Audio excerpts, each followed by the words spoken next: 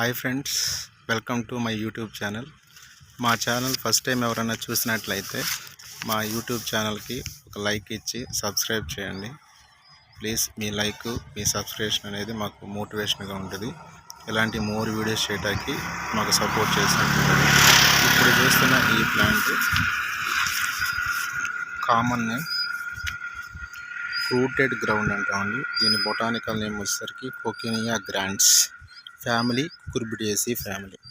దీన్ని తమిళంలో కోవై అని, కన్నడలో దొండే అని, మలయాళంలో కోవల్ అని, తెలుగులో దొండకాయ అని పిలుస్తారండి. దీనిలో చూస్తే కాయలు గుండ్రంగా ఉంటాయి. పచ్చికాయల్ని కూరగా కూడా వండుతారు.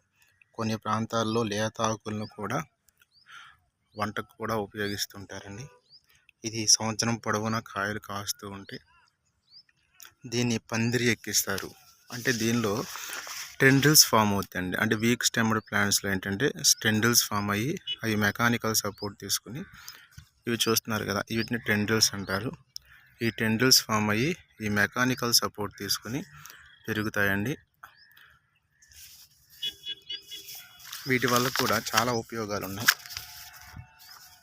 వీటిని ఈ వాంతులు, ఎవరికైనా వాంతులు అయినట్లయితే ఆ వాంతుల్లో వీటి యొక్క గింజలు తీసుకుని చూర్ణంగా చేసి తీసుకున్న వాంతులు తగ్గుతాయి.